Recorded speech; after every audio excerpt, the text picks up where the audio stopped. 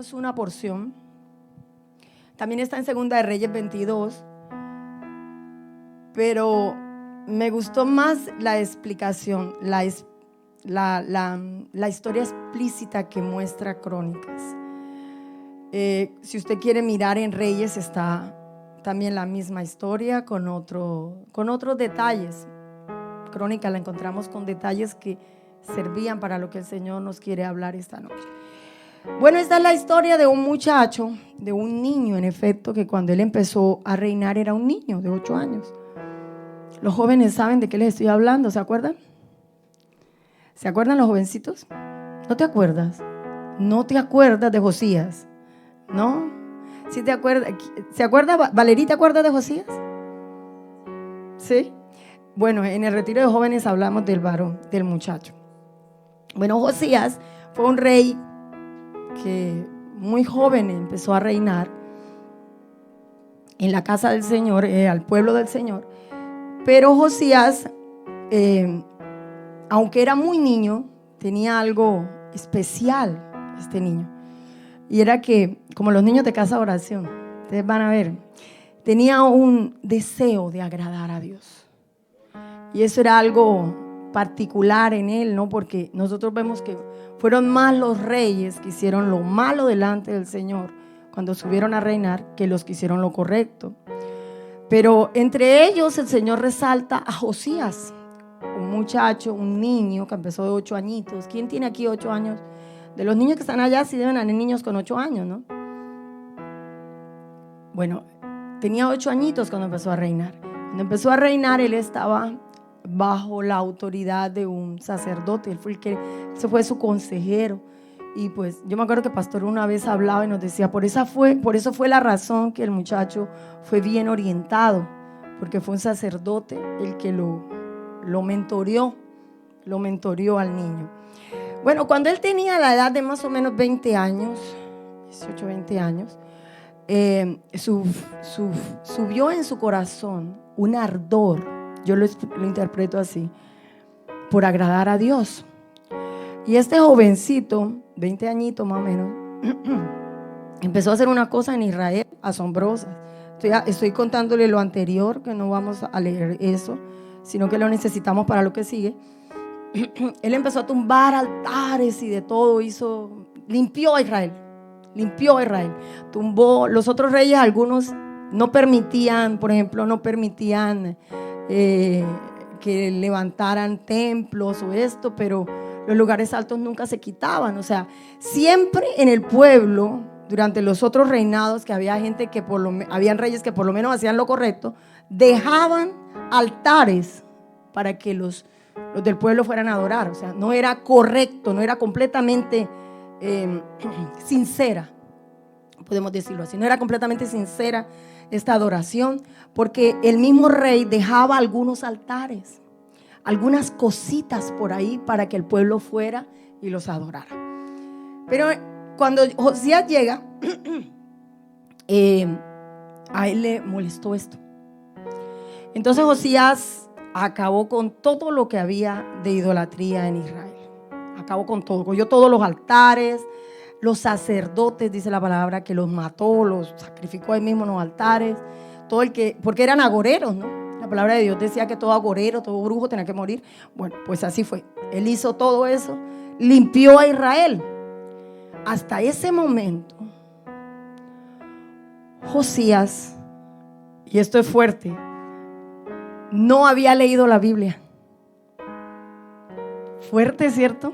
Porque había algo en él que lo incitaba a hacer eso, ¿ya? Ese ardor, ese celo de hacer lo correcto, pero él no tenía el conocimiento de la palabra. Y se lo voy a demostrar.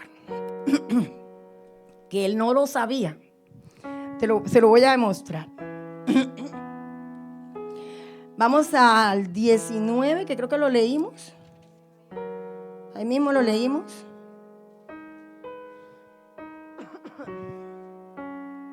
Bueno,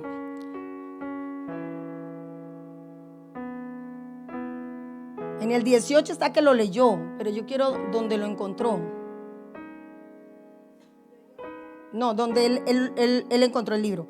Tus siervos han cumplido todo lo que fue encomendado, han reunido el dinero. La mano del Hilcías dijo, es que yo he hallado el libro. Ok. En el 15. Y dando cuentas, Hilcías dijo al escriba Safán, yo he hallado el libro. O sea que ellos estaban arreglando el templo, porque de hecho ahí dice que estaban reparándolo, que habían grietas, que querían restaurarlo. Mire, 34:10, voy a leerles. Y lo entregaron en mano de los que hacían la obra, el dinero que ellos encontraron, que recogían, que eran mayordomos de la casa de Jehová, los cuales lo daban a los que hacían la obra y trabajaban en la casa de Jehová para reparar y restaurar el templo. Se veía que estaban restaurando el templo estaba arruinado, querían arreglarlo porque el templo no era correcto, o sea, habrían grietas, el templo estaba descuidado, dicho de otra manera eso, el templo estaba descuidado, pero a Josías, ese ardor que él sentía en su corazón hizo que él mirara hacia el templo, y me hace recordar mucho a David, que decía, wow, yo tengo casa, yo vivo bien en un palacio y mi Señor tiene un templo allá en Cortinas y yo quiero hacerle casa al Señor. Y bueno, Josías no fue a hacerle casa, pero tal vez si hubiera sido la misma circunstancia probablemente le había hecho casa, porque Josías tenía un ardor, una pasión, un amor por la obra, por Dios, wow, impresionante este muchacho. Entonces él reunió todo. Bueno, no quisiera leerlo porque nos va a tomar más tiempo, pero vamos a leerlo desde el versículo 8 solo para conectarlos con ese versículo 10. Dice, a los 18 años de su reinado, después de haber limpiado la tierra y la casa, envió a Safán, hijo de Azalía, a Maasías, gobernador de la ciudad, y a Joa, hijo de Joacás, canciller, para que reparasen la casa de Jehová su Dios. Vinieron estos al sumo sacerdote Hilcías y dieron el dinero que había sido traído a la casa de Jehová, que los levitas que guardaban la puerta habían recogido de mano de Manasés y de Efraín y de todo el remanente de Israel, de todo Judá y Benjamín y de los habitantes de Jerusalén. Y ahí sí entra el versículo que les leí, ¿sí? Entonces lo entregaron en manos de los que hacían la obra, que eran mayordomos de la casa del Señor. Y la idea es que ellos lo habían reunido para reparar y restaurar el templo. Pero, ¿cómo vamos nosotros a tratar de reparar algo si no tenemos una guía, no? Para reparar una casa, una construcción, los que conocen de eso, saben que se necesita un código, que se necesitan unas leyes, que se necesitan permisos, que se necesitan cosas de esas. Bueno, él quería hacer algo, pero como que no tenía claridad. Solo confiaba, le tocaba confiarse de lo que los sacerdotes le decían. No más. No tenía el libro con él. Y ellos seguramente que sí le decían, Josías, pero tenemos que encontrar el libro, porque en el libro está todo especificado cómo es que se hacen las cosas. Entonces Josías, me imagino que entre sus oraciones, Josías tuvo que haber orado para que ese libro apareciera, porque finalmente lo encuentran. Y lo encuentran en el mismo templo que estaba descuidado, lo buscaron y lo encontraron. Y cuando se lo leen a él, ¿qué hace este muchacho? No hace fiesta, no sale corriendo a hacer, no sé, búsquenme a alguien, mándenlo de una vez a reparar, sino que hace algo que es el inicio de todo en Dios. Por eso el Señor envía desde el vientre, preparó un vientre para enviar a Juan el Bautista para que le preparara un camino por el cual el Señor iba a predicar, iba a caminar en ese tiempo. O sea, mandó a alguien de antemano. Dios siempre tiene el cuidado de hacerlo. Y bueno, allá no fue la excepción. Los sacerdotes, me imagino. ¿Por qué? Porque aquí ellos siempre estaban, no, pues mire, sacamos el dinero, lo hemos traído. Cuando halló el libro de la ley. El 14 dice: al sacar el dinero que había sido traído a la casa de Jehová, el sacerdote Hilcías halló el libro de la ley de Jehová dada por medio de Moisés. Hasta el momento, amados, el libro estaba perdido. No había libro, había un templo. Es como nosotros tener la Biblia perdida. Y llegamos aquí a la casa, y cómo íbamos a recibir dirección de Dios. Sabemos que el Espíritu Santo, pero ahora, en ese entonces no era así. En ese entonces no existía la gracia todavía. ¿Sí me hago entender? Por eso Moisés escribió la Torá, para dejarle a los pueblos todo, porque así fue escrito. Dios quería que así fuera. Pues ellos no tenían libro. ¿Cómo iban a entenderlo? ¿Cómo iban a actuar con respecto a esto? Cuando hayan el libro, yo estoy haciendo una plataforma, cuando hayan el libro, algo que me asombra que hace este muchacho, es un muchacho, estamos hablando de un muchacho de unos 20 años más o menos. ¿Qué hace este muchacho? Se humilla. Versículo 19 dice: luego que el rey oyó las palabras de la ley, rasgó sus vestidos. Enseguida, eso es una señal de humillación. Él inmediatamente, eso entró en su espíritu. Dios mío, Señor, yo hice esto y parecía que estaba bien. Fui, tumbé todos los altares y limpié a Israel. Padre amado, pero no estoy ni a los tobillos de lo que Dios está verdaderamente pidiendo. Y entonces, en esa congoja, podemos decir, en ese quebrantamiento de él, de Josías, envía a que le den una respuesta. Mire, yo me preguntaba, porque yo decía: Señor, pero era rey. David muchas veces pidió a Dios, ¿se acuerdan? Y Dios le respondía a David. Sin embargo, Josías hace algo que a mí Josías manda a buscar a alguien, va a buscar respuesta en alguien más. Josías no osa él mismo preguntarle a Dios. Cuando estemos en el cielo le vamos a preguntar por qué. Yo soy una de que si puedo le voy a preguntar por qué. Él no se fue directamente. Dice: y mandó a Hilcías y a Hicam, hijo de Asafán, y a Abdón, hijo de Micaía, y a Safán, escriba, y a Asaías, siervo del rey, diciendo: andad, consultad a Dios. Él había podido hacerlo. Dice: consultad a Dios por mí. Primero, por el remanente de Israel. 2, y de Judá. Estaba hablando de las 2 ciudades del pueblo. Recuerden que el reino había sido dividido. Él no solamente estaba preguntando por el que él gobernaba, sino por el otro también.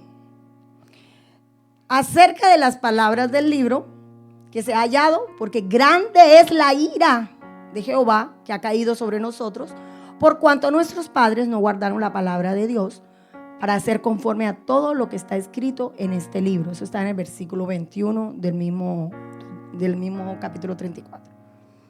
Él sabía ya y supo que algo pasaba. Busque a alguien, y él manda a buscar a alguien que le dé respuesta a lo que a su pregunta,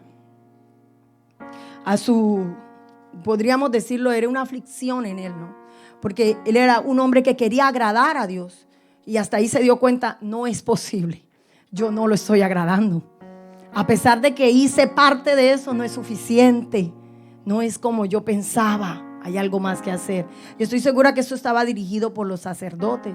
El problema era que no había un libro que lo direccionara. Ese era el problema. Habían hecho las cosas bien, sí, pero no lo suficiente. No era suficiente. No era suficiente. En esos momentos, vamos al versículo 26 del mismo capítulo. En esos momentos sabemos que él manda a buscar respuesta en una mujer que es profetisa, y ella le da una respuesta. Ella le da una respuesta a él. Vamos al versículo 26. Mas el rey de Judá, que os ha enviado a consultar a Jehová, así le diréis: Jehová, el Dios de Israel, ha dicho así: por cuanto oíste las palabras del libro, versículo 27, y tu corazón se conmovió y te humillaste delante de Dios al oír sus palabras sobre este lugar y sobre sus moradores, y te humillaste delante de mí y rasgaste tus vestidos y lloraste en mi presencia, yo también te he oído, dice Dios. 28, he aquí que yo te recogeré con tus padres y serás recogido en tu sepulcro en paz, y tus ojos no verán todo el mal que yo traigo sobre este lugar, de él. Y ellos refirieron al rey la respuesta.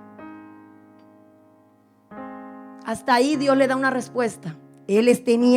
Yo me pongo en el lugar del rey y yo me imagino que él tenía angustia después de saber todo lo que estaba escrito en el libro. Eso no es para más. Eso uno no es capaz de dormir. Dios mío, Señor, es Dios. En cualquier momento lo hace. Él va a cumplir lo que él dijo. Ellos sabían que Dios lo iba a hacer. Había abierto el mar. Ellos habían escuchado la historia de todo lo que Dios había hecho. Sabían que era cuestión de tiempo para que eso pasara. Por eso el rey, yo me imagino que ese rey no durmió. Por eso vaya, busquen a alguien que me lo diga. Que nos dé una voz de auxilio. Que nos diga algo, ¿qué podemos hacer? Dios mío, que podamos hacer algo, porque no es posible que nos vaya a traer esta desgracia. Y él de verdad tenía en su corazón el deseo de agradar a Dios. Eso era lo más resaltable de este asunto. Uno diría, pero qué, es injusto, él era un rey correcto, ¿cierto? Nos llega a pensar, pero ¿cómo? Si él era un rey correcto, si era un rey que estaba haciendo las cosas bien.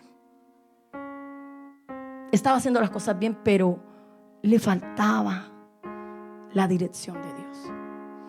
Las estaba haciendo bien, pero le faltaba la dirección de Dios. No era completo. Y él recibe, en el versículo 28 vemos que él recibe una respuesta. Le dice: yo voy a retardar el juicio. El juicio no va a venir sobre ti. Tú vas a ir en paz al sepulcro, no te preocupes. Pero el juicio va. Sobre tus hijos viene. O sea, después que tú mueras, se desata el juicio. El límite era que Josías estuviera vivo. Apenas Josías muriera, se iba a desatar el juicio. Eso es lo que dice ahí.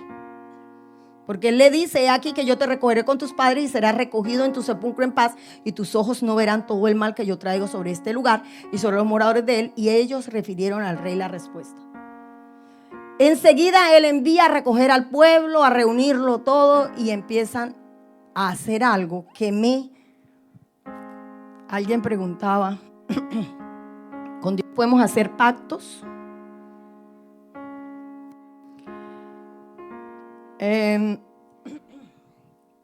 Versículo 31 nos responde esto. Dios hizo pacto con David. ¿Quién fue el que lo hizo? Dios o David. Dios con David. Pero mire lo que pasa aquí en este versículo. Y estando el rey en pie en su sitio, hizo delante de Jehová pacto de caminar en pos de Jehová y de guardar sus mandamientos. ¿Quién lo hizo? Jehová no fue el que hizo el pacto, ¿cierto que no? Entonces a veces nos preguntamos, ¿será que nosotros podemos hacer un pacto con Dios? Bueno, yo creo que aquí está la respuesta. Este hombre cumplía en su corazón las leyes de Dios. Este hombre se humilló. Este hombre hizo lo que Dios le dijo que hiciera, solo que no era completo. Y de hecho ni siquiera lo sabía. Dios guardaba esa parte de falta de conocimiento de él. Dios sabía que había falta de conocimiento. Dios lo sabía. Lo guardó porque había falta de conocimiento, pero sí le permitió que conociera completo para poder ejecutar su juicio. Cuando ya lo supo, ahí sí lanzó juicio completo, retardó su juicio contra él. Pero mire lo que dice aquí, y a mí el que hizo pacto con Dios fue Josías. No fue Jehová, no fue Dios el que hizo el pacto, fue Josías el que hizo pacto. Y estando el rey en pie en su sitio, hizo delante de Jehová pacto de caminar en pos de Dios y de guardar su mandamiento. Mira el pacto que hizo.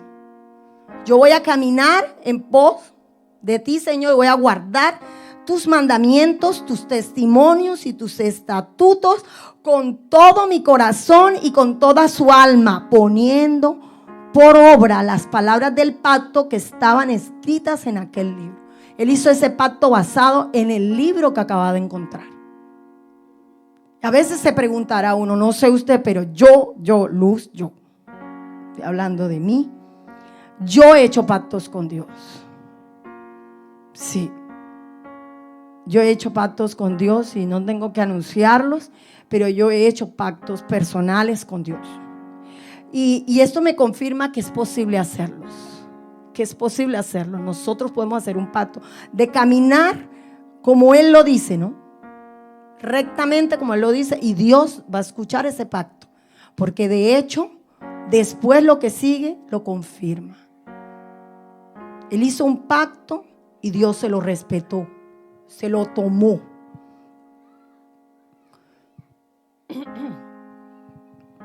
¿Recuerdan cuando iban los discípulos a Emaús? Iban dos discípulos caminando por el camino de Emaús. Y a mí me dio curiosidad, yo quería saber qué significaba Emaús.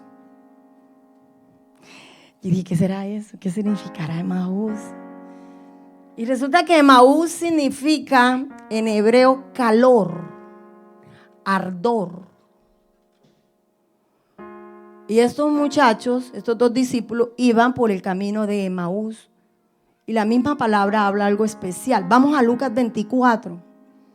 Y vamos a ver por qué estoy hablando de ellos y qué relación tienen que ver con Josías. No se preocupe que no me he salido del tema.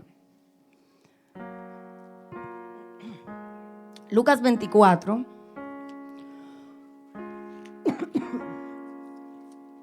Estos jóvenes también les ardía en su corazón. Ellos tenían un ardor por Dios en su ser, igual que Josías. Lo mismo que Josías, ¿sí ve la relación? Pero ¿qué pasaba con ellos dos? Vamos a ver lo que es que es chévere verlo en la palabra. Ahí es que es chévere verlo. Lucas 24, desde el 13, en el camino a Emaús. Ya saben qué es Emaús, ¿no? Bueno, fue un camino siempre como de unos 12 kilómetros. A mí se me ocurrió mirar de donde estaban ellos hacia donde iban y era más o menos 12 kilómetros. Dice, he aquí, voy en el 13, Lucas 24, 13. He aquí que dos de ellos iban el mismo día a una aldea llamada Emaús. Están hablando de dos discípulos porque en el mismo capítulo están hablando de los apóstoles y los discípulos, que cómo reaccionaron y cómo interactuaron después de la muerte del Señor. Entonces aquí dos de ellos iban al mismo día a una aldea llamada Emaús, que estaba a 70 estadios de Jerusalén. Bueno, esos son más o menos 12 kilómetros. O sea, que podemos decir un poquito más acá de Chaguinigán. Chaguinigán está como a 15. No, o más, no sé. Tal vez de aquí a Moncarmel. E iban hablando entre sí de todas aquellas cosas que habían acontecido. Y sucedió que mientras hablaban y discutían entre sí, Jesús mismo se acercó y caminaba con ellos. Pero resulta que pasó algo raro, ¿cierto? Eran discípulos del Señor. ¿Usted qué cree que no lo conocían? ¿No conocían al Señor si eran discípulos de Él? Claro que tenían que conocerlo, ¿cierto? Si yo he caminado con Él 3 años y medio, hombre, bueno, si no sé si 3 años y medio ellos, pero por lo menos un tiempo tenían que conocerlo. Tenían que conocerlo, cómo caminaba, a qué hora se perdía, pues el Señor se les perdía. Y tantas otras características que tenía el Señor. Sucedió que mientras hablaban y discutían, Jesús mismo se acercó y caminaba con ellos. Mas los ojos de ellos estaban velados para que no le conociesen. Ese era el problema. Por eso se les acercó el Señor y ellos no lo reconocieron. Era Jesús mismo. Ellos no lo reconocieron. Y les dijo, ¿qué pláticas son estas que tenéis entre vosotros mientras camináis? ¿Y por qué estáis tristes? Me imagino, mire, si no lo conocieron físicamente, la voz, ¿cierto? ¿Cierto que sí? Al menos la voz.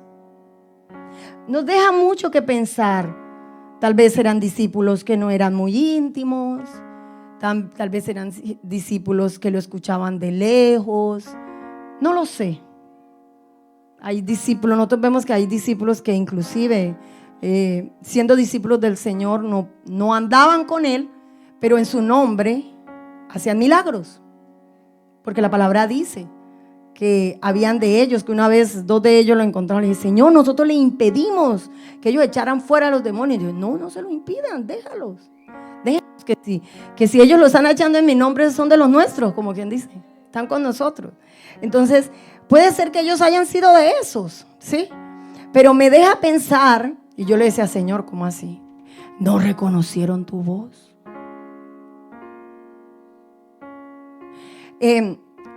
Ha pasado, yo por lo menos, yo no veo de lejos. O sea, usted, desde un carro usted me saluda. Yo le voy a decir así, pero yo no tengo ni idea quién me está saludando. Sí, no se haya enojado yo. No, ¿qué pasó? Y no me recogió. Salud, tan creída. Lo ve a uno aquí con el frío y no lo recoge. No, mi hermano, es que no lo vi. Me hizo así, yo lo saludé también, pero no sabía qué era lo que quería decir. Perdóneme si eso pasa. Sí, si eso llega a pasar, más bien corra hacia el carro y párese en la mitad y haga así, y yo lo voy a poder ver. Haga alguna cosa si quiere que lo lleve, que yo lo vea, pues. Eso es un comercial. Eso es un comercial. Bueno, entonces volvamos al tema. No reconoció su voz, no reconocieron su voz tampoco. O sea, algo estaba pasando. No lo reconocieron a él, pero tampoco reconocieron su voz. Entonces nos habla de que no había intimidad, no había mucha intimidad entre ellos. Ahora dice: sus ojos estaban velados. Había un manto que los cubría. Ellos no podían ver quién era él. Pero no solo sus ojos, sino sus oídos, porque tampoco reconocieron su voz.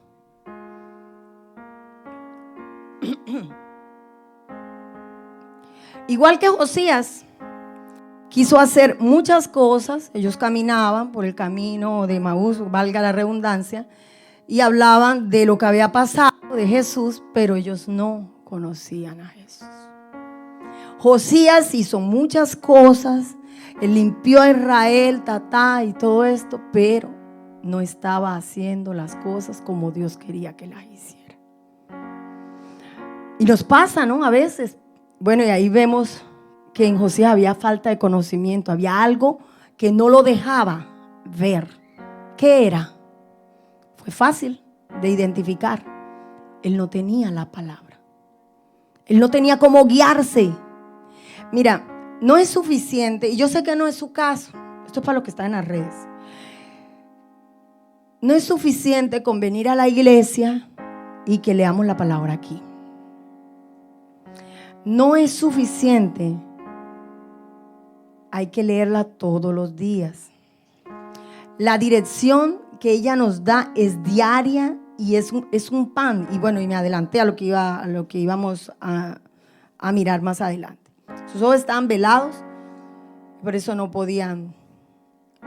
Josías, cuando él recibió la revelación del libro, cuando le mandaron el mensaje de lo que Dios iba a hacer, cuando los ojos de Josías se abrieron, porque a Josías se le abren los ojos y los oídos, grandote, cuando él sabe lo que dice la palabra, él enseguida llamó al pueblo y dijo: yo acabo de comer pan, yo me lo acabo de comer, me dieron pan, yo se los voy a partir y se los voy a dar a ustedes.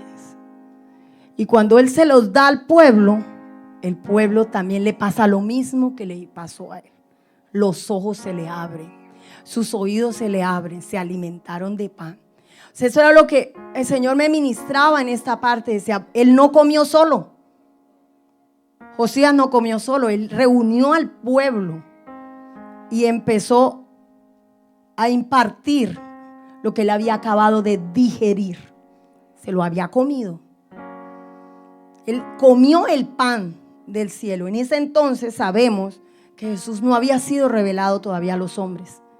Pero cuando vamos al camino de Emaús, vemos dos jóvenes, dos discípulos, que lo habían visto, que habían caminado con él, que había ministrado y que ellos lo habían visto predicar, pero no tenían revelación de él. Venir, sentarse, no es suficiente. Probablemente, si no hay revelación de Dios, de Jesús en nuestros corazones, ¿cómo le vamos a hablar a otro de él? Y pueda que me diga, no, pero yo conozco bastante la palabra, porque puede ser el caso. Pero si es impío,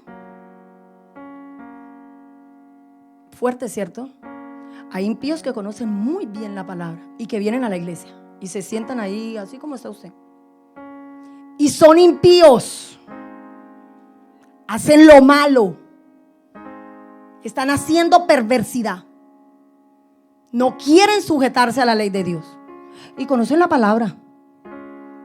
Con una facilidad le pueden decir esto, aquello y lo otro. Palabra muerta, dice la misma Biblia. Porque el poder de la palabra está en lo que yo creo. Ella se activa en nosotros, es por lo que yo creo. Y si no la está haciendo es porque no la cree. Así que puede decirla, puede escribirla en el muro, puede mandarla como quiera. No tiene poder si usted no está andando en ella. Si no andamos sobre la palabra, no tiene poder. Ahora dirá, ay, no, sí, pero yo conozco un impío. Sí, yo también le voy a contar una historia. Luis Urbáez, ya murió, dominicano. Poderosamente Dios lo ha usado. Te lo voy a buscar en las redes. Uf, una cosa impresionante como Dios usaba este hombre. Los brazos, mochos, le salían a la gente. No, un milagro sobrenatural, una cosa loca. Dios lo usaba a este hombre. ¡Wow! Tenía los dones, Dios se los dio. Y él es así de bueno, que le da los dones y después no va y se los quita a uno. Pero el muchacho se chuequeó en un momento de su vida. Y cuenta la biografía de Luis Urbáez, que un día él salía de un bar borracho. Escúcheme, borracho. Salía de un bar, y no me dejan mentir los que han escuchado la historia, que hay gente que lo ha escuchado, ¿no? El testimonio. Bueno, lo invito a que lo escuche. Luis Urbáez. Y iba caminando por borracho así de así. Y se encontró con una mujer que iba a enterrar a su hijo en un ataúd. Se encontró, y usted sabe, ¿no? Borracho y todo. Ahí en medio del pecado se le salió Dios. Dios es tan bueno que todavía había semilla en él. Y llegó y le puso la mano al ataúd. Y dijo, levántate. En el nombre de Jesús. ¿Y qué creen ustedes que pasó? Se levantó. Ay, pero un borracho. O sea que yo que estoy en el pecado, Dios me puede usar. Que el Señor reprenda al diablo. Ustedes no saben cómo terminó este hombre. Y la gloria sea para el Señor, porque parece que Dios lo salvó. Porque Él es así con sus ungidos. Hermoso nuestro Señor. Bueno como Él no hay ninguno. ¿Sí? El final fue terrible. Porque nunca se enderezó después que Dios le dio todo lo que le dio. Si Dios le da a uno facilidad para la palabra y después se desvía, y tiene también el descaro de venir a juzgar a todos los hombres de Dios o predicadores, porque se cree más santo y más sabio. Por Dios, aquí estamos jugando. Esto se trata de Dios. El que se pare aquí no tiene más corona que nadie. Un día soy yo, mañana puede ser usted. Esto es por pura misericordia, por gracia. Yo no me merecía esto. Yo no me lo merecía. De hecho, mucho tiempo lo rechacé, Dios lo sabe. Rechacé eso. Y varios de aquí lo saben porque un profeta vino y me lo dijo.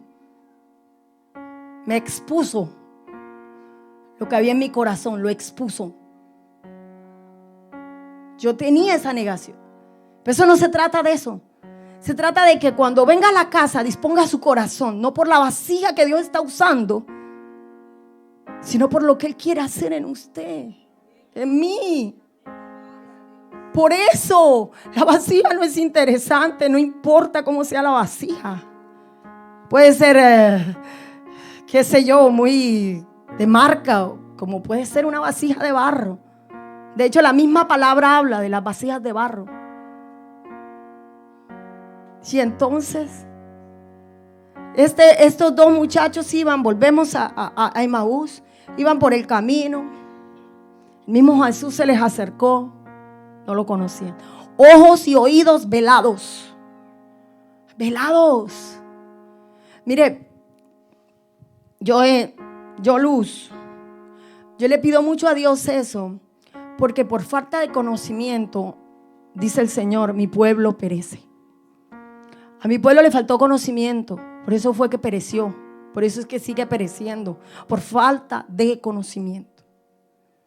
Conocer la palabra no significa irse a hacer un curso de teología, ni ir a hacer un seminario, y no está mal, no estoy diciendo que sea mal, no estoy diciendo de eso. Aceptar a Cristo en su corazón y desear conocerlo, ahí Dios empieza la obra. El resto es añadidura. Él es el que nos capacita. Él es el que se mete en nosotros y empieza a hablar. Pero mientras tanto, lamentablemente, sé que eso no pasa aquí.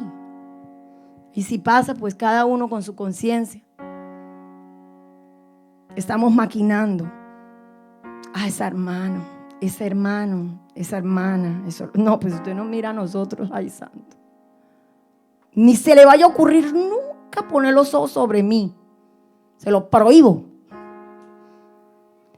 Yo no me fui a la cruz por ninguno de ustedes. No hubiera podido hacerlo. Por más que hubiera querido, yo creo que no hubiera podido. Yo no me fui a la cruz por ninguno. Así que no se les vaya a ocurrir en la vida poner los ojos sobre mí en la vida. Se los prohíbo. Porque yo no tengo nada que ver. Yo solamente soy una vasija de barro que Dios está usando hoy, que mañana puede ser usted. Ahí sentado desde el puesto lo puede usar. Pues estos dos seguimos con Emaús. Y llegaron a un lugar y ya era tarde, ya les digo, son 12 kilómetros, ¿no? Fue largo, fueron varias horas caminando. Varias horas caminando, o sea que hablaron bastante. La palabra de Dios dice, el versículo 18, Lucas 24, 18, dice, respondiendo uno de ellos, que se llamaba Cleofas, le dijo, ¿eres tú el único forastero en Jerusalén que no ha sabido las cosas que en ella han acontecido en estos días? Le dijo eso al Señor. Entonces Jesús les dijo, ¿qué cosas? Y ellos le dijeron, de Jesús Nazareno. Mírelo cómo lo describen, que fue varón profeta, poderoso en obra y en palabra delante de Dios y de todo el pueblo. Por ahí podemos ver que era el Hijo de Dios. Ellos mencionaron que era el Hijo de Dios, ¿cierto que no? Dentro de sus descripciones dijeron que era profeta, que era poderoso en obra y en palabra delante de Dios y de todo el pueblo. ¿Dónde aparece ahí que era hijo de Dios? A ellos no había llegado esa revelación. Y anduvo con ellos y Dios lo decía. Muchos se le postraban y lo adoraban y él no les decía levántense. Él dejaba que lo adoraran. Él dio todo el tiempo a entender. De hecho, por eso fue que los discípulos, solo algunos, la samaritana, él le dijo quién era la samaritana y se lo dijo también a Pedro. Pero mire que a los demás parece que no tenían esa revelación y andaban con él. ¿Qué cosas? Entre esos nunca fue revelado quién era. Seguían velados. Y como le entregaron los principales de los sacerdotes y nuestros gobernantes a sentencia de muerte y le crucificaron. 21. Pero nosotros esperábamos que Él era el que había de redimir a Israel. O sea, ellos hasta ahí habían perdido la esperanza. Y ahora, además de todo esto, hoy es ya el tercer día que esto ha acontecido. Él les había dicho que al tercer día Él resucitaría. O O sea, ellos estaban esperando esa resurrección. Pero mira lo que pasa Aunque también nos ha asombrado unas mujeres de entre nosotros, las que antes del día fueron al sepulcro. Y como no hallaron su cuerpo, vinieron diciendo que también habían visto visión de ángeles, quienes dijeron que él vive. Y fueron algunos de los nuestros al sepulcro y hallaron así como las mujeres habían dicho, pero a él no le vieron. Hasta ahí todavía no creían que Jesús había resucitado. No es que no lo habían visto. Ellos necesitaban verlo físicamente. Por eso es que el Señor dice que Él daba señales para que el pueblo creyera. Si no ves, no creéis, le decía Él siempre a la gente. Ustedes tienen que ver para creer. Por la dureza del corazón. Nosotros tenemos que ver, tenemos que meter el dedo. Nos tienen que dar pruebas legítimas, científicas, para que nosotros creamos. Es muy duro esto. Es muy duro. Pero ellos, miren, ahí está claro, pero a él no le vieron. Entonces él les dijo, ¿quién? Jesús. Oh, insensatos y tardos de corazón para creer todo lo que los profetas han dicho. Ellos no lo creían. Profeta Isaías, profeta Jeremías, profeta Ezequiel, Daniel y etcétera, todos los otros profetas hablaron de él.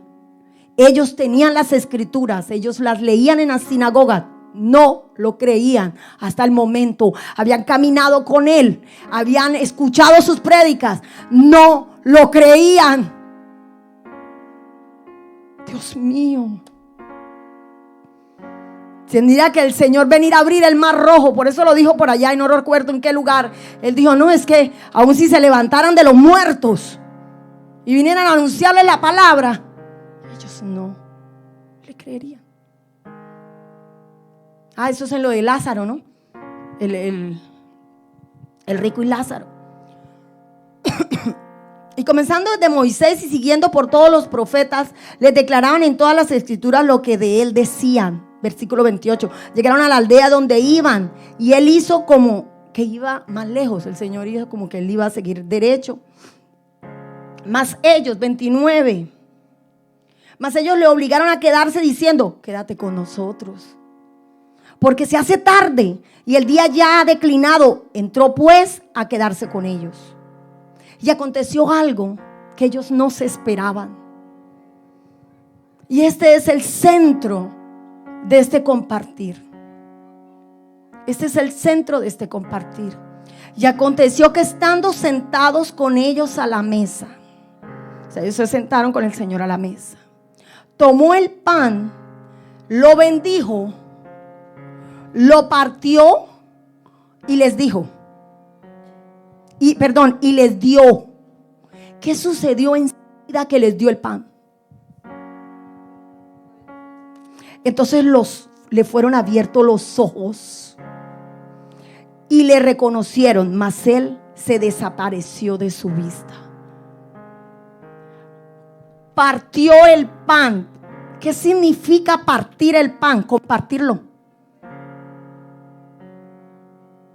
Cuando lo compartió, los ojos de ellos fueron abiertos. ¡Oh! Y ahí sale la famosa expresión de que ardía. Vamos a leer el 31 y el 32. Y entonces los ojos les fueron abiertos los ojos y le reconocieron, mas él se desapareció de su vista y se decía el uno al otro, ¿no ardía nuestro corazón en nosotros mientras nos hablaba en el camino y cuando nos abría las escrituras?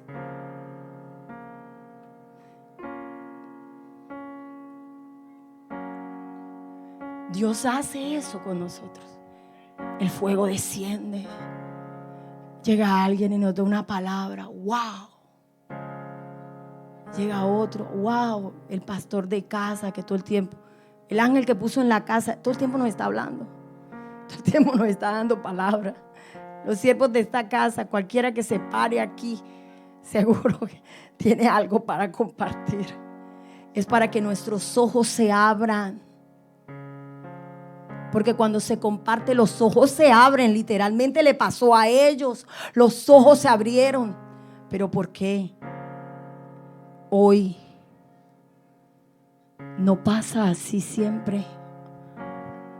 Cuando a mí, Luz, me compartieron por primera vez el evangelio, me cayeron escamas de los ojos, yo creo. Sí, porque yo nunca había llorado tanto en mi vida. Yo había llorado. Sí, claro, muchas aflicciones, dolores, muchas tribulaciones. Pero como yo lloré ese día, yo digo que las escamas me cayeron, porque si no, no hubiera salido tanta lágrima.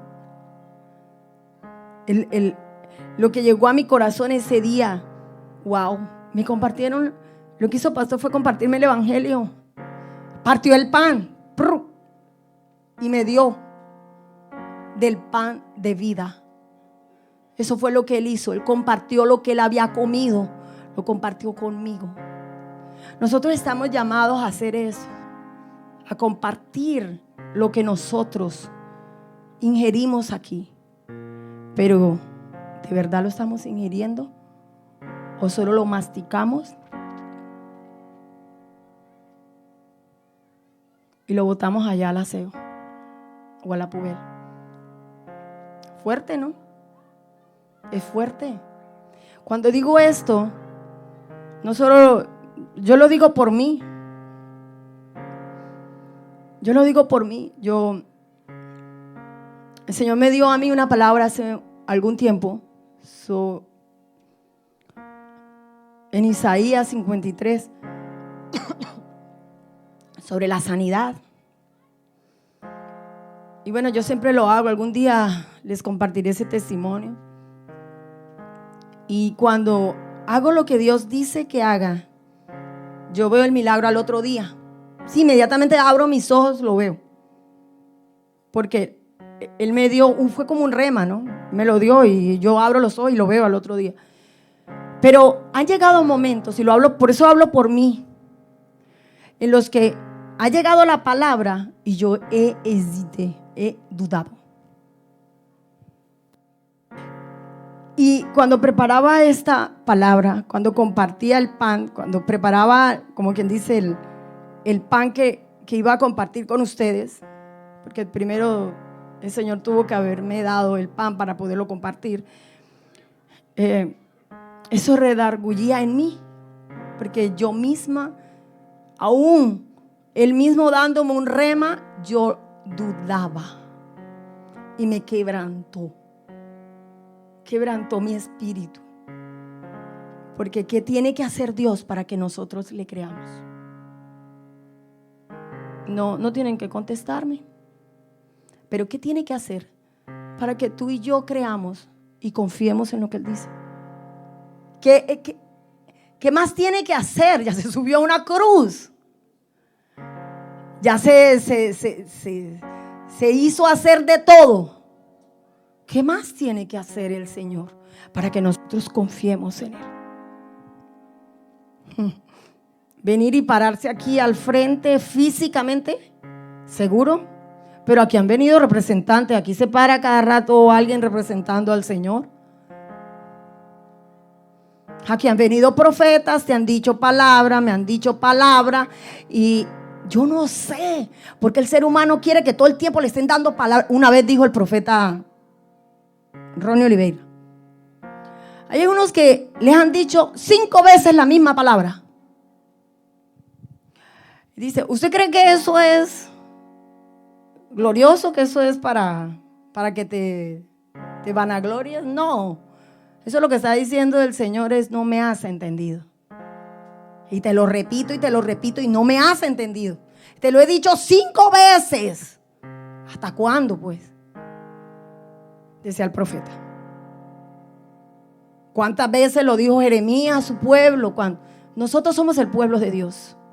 Y sé que ustedes vinieron a recibir una palabra de consuelo. Pues esta es la palabra de consuelo. Compartir el pan nos abre los ojos. Compartir el pan nos abre los ojos. Compartir el pan nos abre los ojos. Nos hace escuchar y nos hace ver claro. Y eso significa que cuando vemos claro y escuchamos claro, podemos caminar por el sendero que Él ha trazado. Si nos abren los ojos, ya no estamos ciegos, ya no vamos a tropezar. Juan 6, 30 bueno, del 32 vamos a leer. Él dijo por allá en Juan 1:14 que el verbo se hizo carne, caminó entre nosotros. Es la palabra, se hizo carne y caminó entre nosotros. La palabra que se hizo carne, que caminó entre nosotros, que caminó allá, cuando partió, nos dejó su espíritu. Juan 6:32 dice: Jesús les dijo, de cierto os digo, no os dio Moisés el pan del cielo, mas mi Padre os da el verdadero pan del cielo.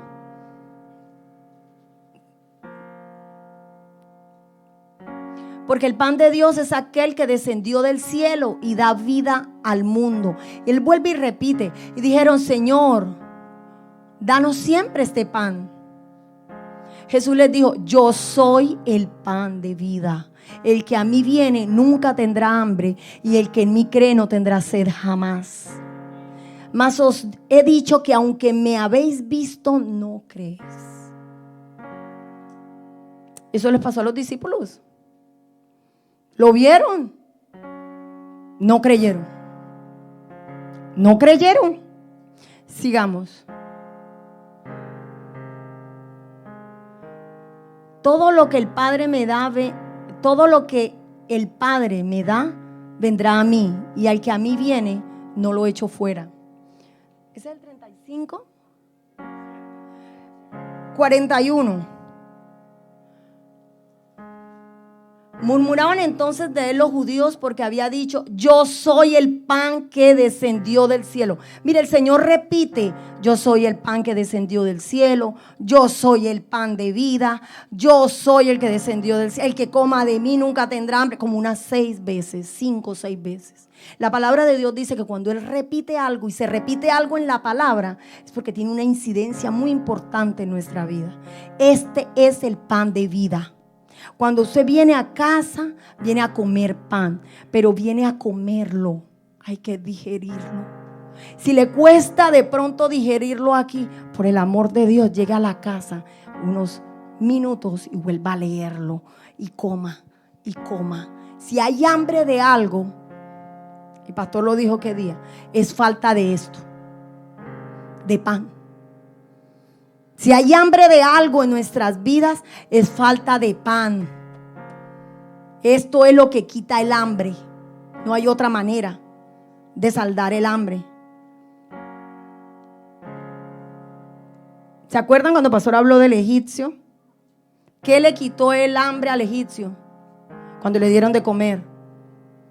Cuando David le dio de comer al egipcio, se le quitó el hambre. Y enseguida se restauró, se fortaleció. ¿Se acuerdan a Elías en la cueva? ¿Qué fue lo que restauró a Elías? Cuando le dieron la comidita. Cuando él come, se restaura, se fortalece. Hay estados en el que uno cae. Mire, esta época yo la he analizado. Entre octubre y marzo cae una pesadez en el ambiente. Que el Señor reprenda. Va ligado al clima. No, pero es que nosotros no podemos cambiar por el clima. Porque cayó el invierno, entonces, no, pues ahorita con nieve, más difícil levantarse en una tempestad. No.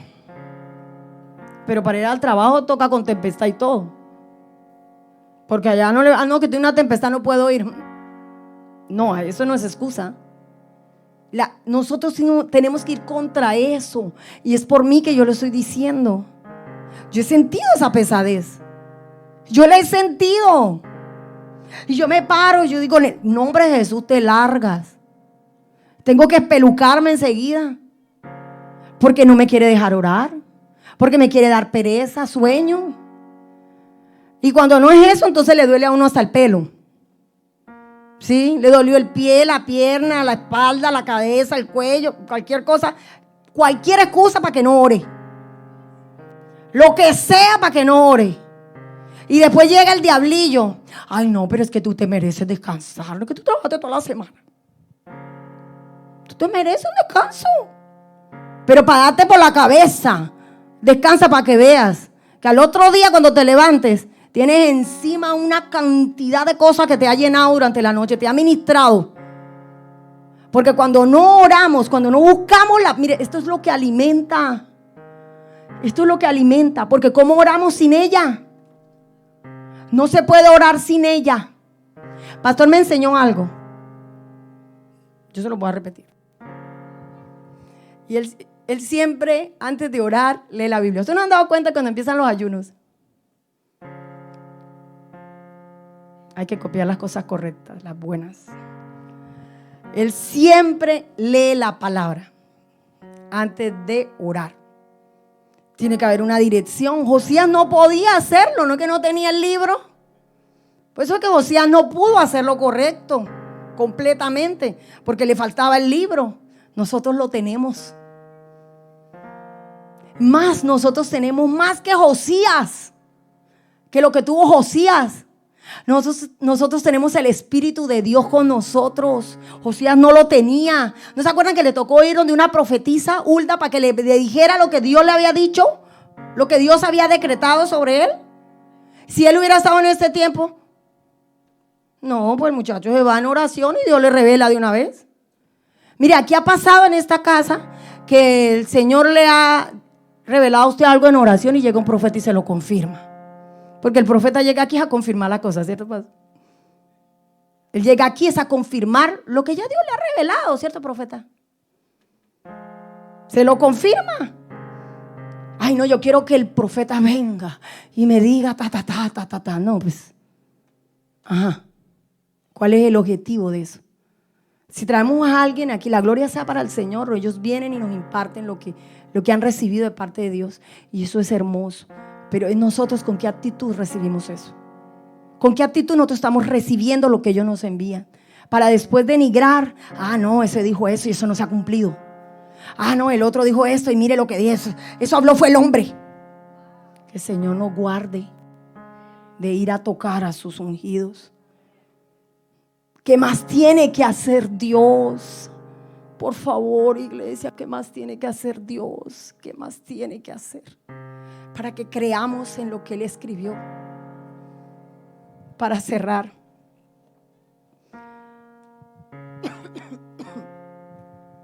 A diferencia de la época de Josías, como yo les había dicho ahorita, hoy tenemos el Espíritu Santo. Y Él nos dejó la palabra física, o sea, nos dejó letra.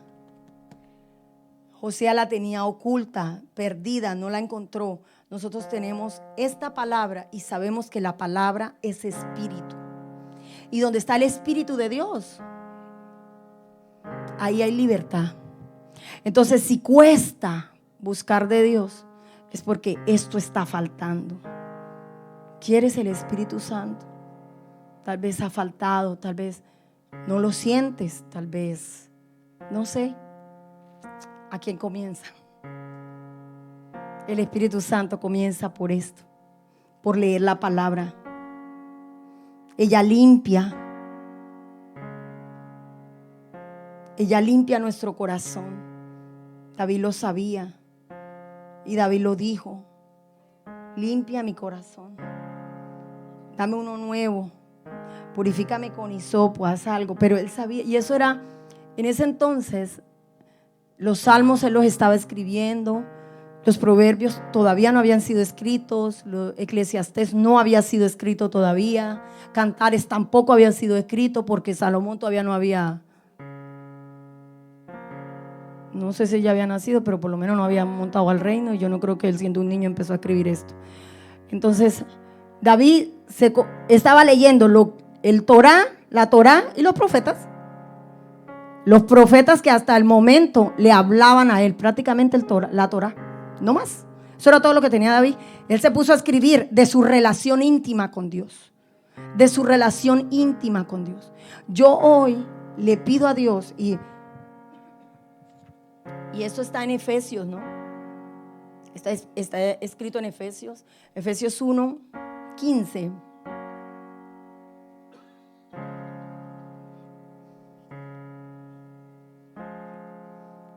Eso de lo que les hablo, que les digo yo, que empieza como en octubre y se termina como en marzo, es algo que rondaba, algo que poseía este territorio.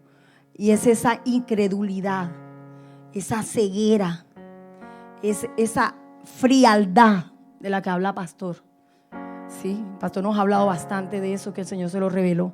Es una frialdad, es un ambiente, un clima de desesperanza, un clima de incredulidad. Es eso. Entonces como que dice, no, otra vez voy a la iglesia, y otra vez vamos a cantar, y otra vez vamos a escuchar y danzamos, y vengo a la casa, y otra vez voy a trabajar y vuelvo a lo mismo, y como que nada pasa. No sé si eso pueda venir a su espíritu, pero ¿saben? Eso no es así. Porque cada que nosotros venimos a la casa de Dios, algo nuevo nos tenemos que llevar. De hecho, Josías, después que recibió eso, me imagino que terminó el templo de restaurarlo completo, porque ahí dice que él terminó la obra y activó a todos los levitas. Ellos estaban haciendo otras cosas. Los levitas estaban por allá criando ovejas, los levitas estaban cultivando el campo. Dios no los puso a hacer a ellos eso. Los levitas no tenían por qué irse a cultivar el campo, ni a criar ovejas, ni a criar nada. Los levitas tenían que estar en el templo adorando a Dios. Esa era la función de los levitas. Pero los levitas estaban allá. ¿Ustedes saben por qué? Porque el templo estaba quebrado, destruido, inactivo. Ellos no tenían trabajo. Era como si el mismo pueblo se hubiera encargado de, ¿cómo se dice de misioné en español? Como hacerlos renunciar de su trabajo. Ellos mismos, el mismo pueblo les anuló el contrato. Anulado, levitas. El pueblo tenía que estar en adoración. Los levitas tenían una función. Y sí, tal vez ellos eran los que empezaban. Si no había quien adorara, ellos no podían sobrevivir, porque los levitas vivían de lo que el pueblo les llevaba. Por eso el Señor dice que el que le sirve en el templo, que viva de eso. Que viva. Yo no sé, pero yo no he encontrado donde dice que Pedro trabajó después que el Señor lo llamó. Solo cuando se fue allá a pescar allá sin permiso de Dios. De resto Pedro no trabajó. Entonces esa era la razón por la cual los levitas estaban por allá. El pueblo no adoraba. El pueblo ya no tenía necesidad de Dios. El pueblo estaba completamente independiente. Sus trabajos, sus hogares, sus casas, sus negocios, tiempo completo. Y ya no había tiempo para ir al templo. ¿Qué hacían los levitas? Se fueron a trabajar, para comer, para mantener sus familias. Por eso él llega y los activa, y los llama, los busca a todos. Vengan, se acabó la faena, se les acabó el recreo. Ustedes no tienen que estar haciendo eso. Vengan para acá, hagan su función. Esto es lo que ustedes tienen que hacer. Mire lo que pasó, mire el juicio que viene. Hagan algo, oren, clamen, supliquen por el pueblo. Mis amados, nosotros somos esos levitas hoy.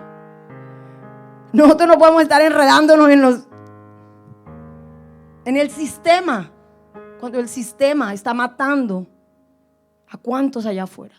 ¿Sabe que allá puede en estos momentos haber un joven que se quiere quitar la vida? En estos momentos puede haber una joven que está a punto de drogarse.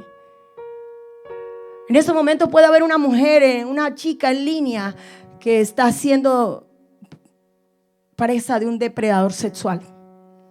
Porque sus padres están trabajando y la niña se queda sola en la casa. Y muchas otras cosas más. Hay una mujer en depresión. Por allá debe haber alguna mujer en depresión tomando pastillas para poder sobrevivir, o yéndose a un bar a prostituirse, porque muchas veces no lo hacen por necesidad, sino porque ese es su refugio, porque se sienten rechazadas. Y se van a buscar hombres para que llenen el vacío que solo Dios puede llenar. Todo eso está aquí.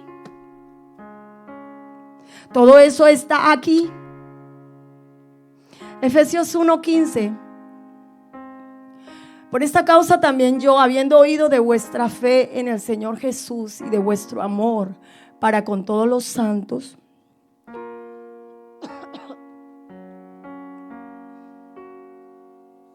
no ceso de dar gracias por vosotros, haciendo memoria de vosotros en mis oraciones.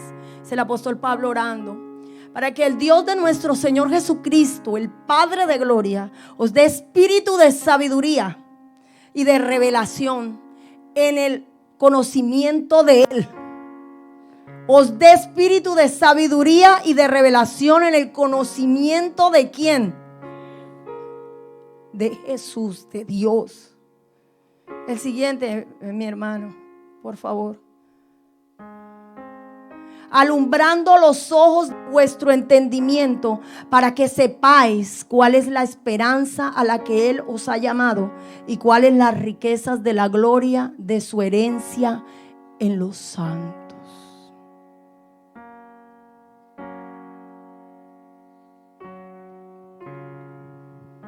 Él oraba para que el pueblo fuera entendido, para que no se dejaran engañar. El sistema, mira, por ahí está rodando. Viene esto, viene sequía, viene lo otro. Que venga lo que venga. ¿Nosotros estamos en la roca o no? ¿Nosotros tenemos al Dios de gloria con nosotros o no? Si Dios es con nosotros, ¿quién contra nosotros? Así que el mundo diga lo que quiera, porque nosotros nos vamos a mover de la posición. Esta es nuestra posición. No podemos ir a labrar campos ni a criar ovejas. No podemos ir a hacer eso. No, esta es nuestra posición, iglesia. Amados, es nuestra posición. ¿Qué vas a hacer afuera? Yo ya no sé qué hacer. Yo antes sabía qué hacer. Yo ya no me siento en capacidad de hacer lo que yo hacía antes, ¿saben? Lo dije. Es así. Yo ya no me siento en capacidad. Ay, no, el mundo va a decir, ay, pero ¿cómo a ti? Se embruteció. No, gracias a Dios, no. Fue todo lo contrario. Salí de la brutez. De la brutalidad salí. De la ignorancia absoluta. Pero nosotros tenemos una posición. Por favor, por amor de Dios, que el mundo se desbarate si quiere. Que se vuelva al revés. Que gire 360 grados, que se voltee, que se vuelva plano si quiere la tierra. Pero la iglesia de Cristo tiene que estar firme. Nosotros tenemos que estar firme. No tenemos nada que hacer en los campos de Moab. Nada tenemos que ir a hacer a Moab. No tenemos que salir. Belén está aquí. La casa del pan es esta. A Moab, ¿qué tenemos que ir a hacer? Moab es un lugar pagano. Allá se adora dioses paganos. Cuando esta familia, la familia de Elimelech, salió de Belén y se fue para Moab, le cayó la ruina, la tragedia. Por eso Noemí volvió en amargura. Y no sé por qué me metí por acá. Por eso ella volvió en amargura. Porque fueron 2 hijos los que perdió y un marido. Usted sabe lo que, si uno pierde un ser querido y quiere morir, ahora que era perder 2 hijos y a su esposo. Era la total, esa mujer estaba destrozada. Solo le quedaban estas 2 mujeres que no eran hijas de su vientre, pero que ella las quería como hijas. Era lo único que le quedaba y ella estaba esperando ese rompimiento. ¿En qué momento? Ellas me van a decir que no van a ir conmigo, porque ellas saben cómo soy yo. Ya ellas me han visto cómo yo soy. Ellas saben qué es lo que yo hago y qué es lo que no hago. Ellas no me van a querer servir. Ellas no me van a querer seguir hasta donde yo voy. No me van a querer seguir. Cuando ella le dice, bueno, váyanse para su pueblo y para sus dioses. Cuando ella dice sus dioses es porque era así. Noemí tuvo un pleito todo el tiempo. Los 10 años que ella vivió, ahí tuvo un pleito.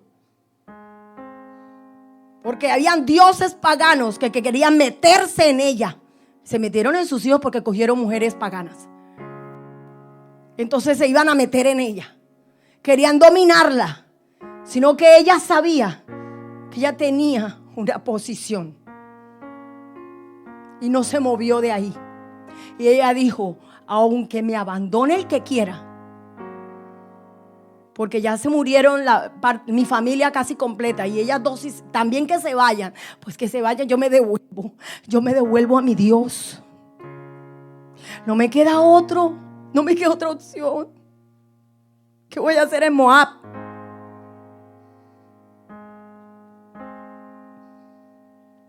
Si vas camino a Emaús, siéntate en la mesa y come.